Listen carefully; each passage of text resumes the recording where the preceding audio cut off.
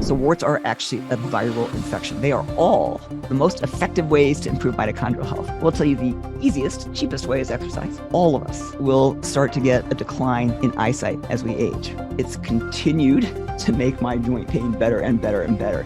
Colostrum is what's made, it's basically a superfood that's produced by all mammals in their first 48 to 72 hours after giving birth.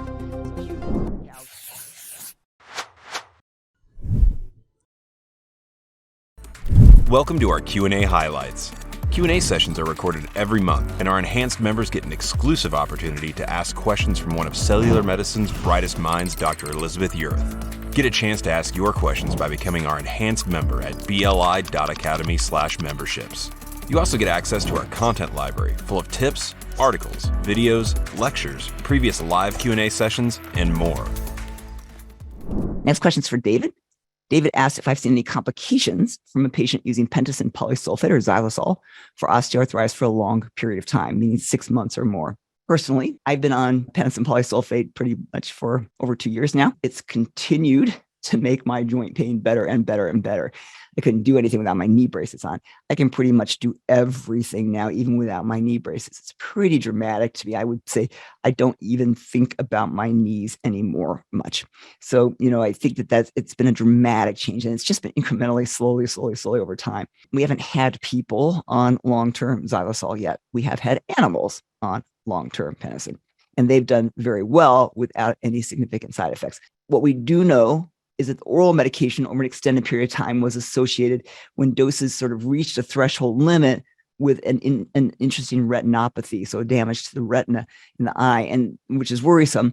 But we would probably never, even if we were on this drug for a long time, but the dosing we're using as an injectable form, see those changes.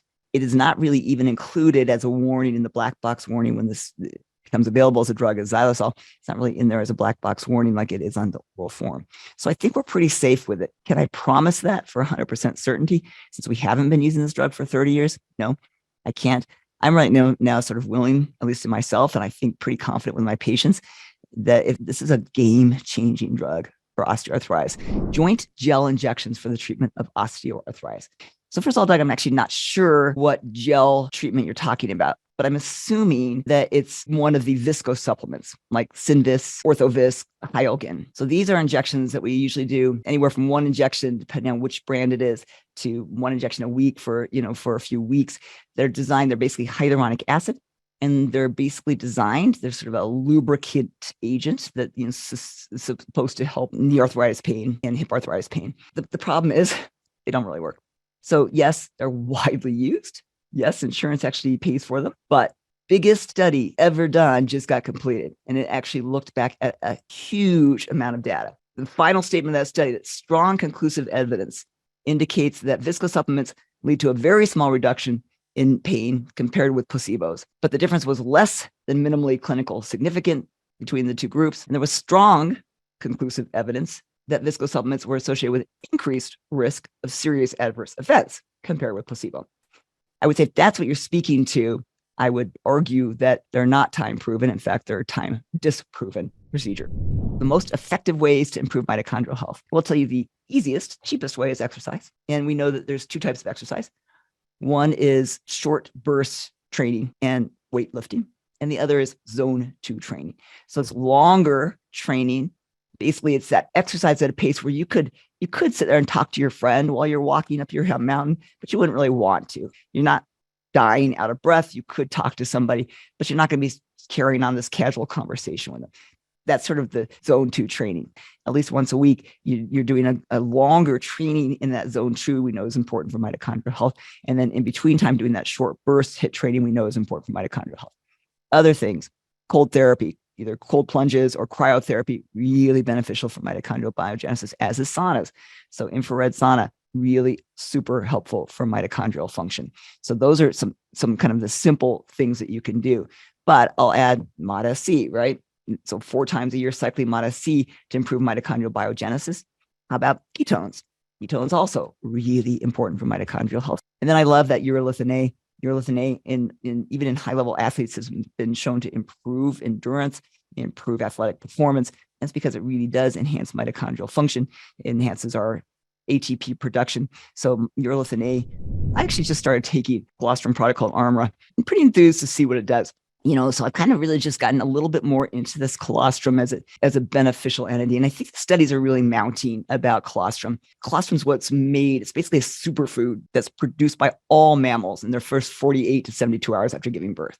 So humans, cows, all mammals, first thing that happens is they take colostrum, they make colostrum. And that's why it's so important for a baby to suckle on the breast right after birth and continuous, because they're getting that colostrum, which is full of all of these things that they need to build immunity and health and growth and a healthy brain. So that's why it's really, really important in those first few hours and days of life.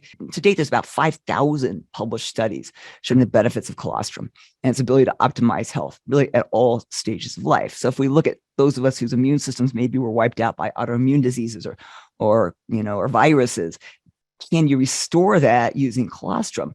Probably can certainly help, right? So basically, by using colostrum, you can actually get some pretty significant benefits. Now, obviously, getting human colostrum, not so easy. So we usually use bovine colostrum.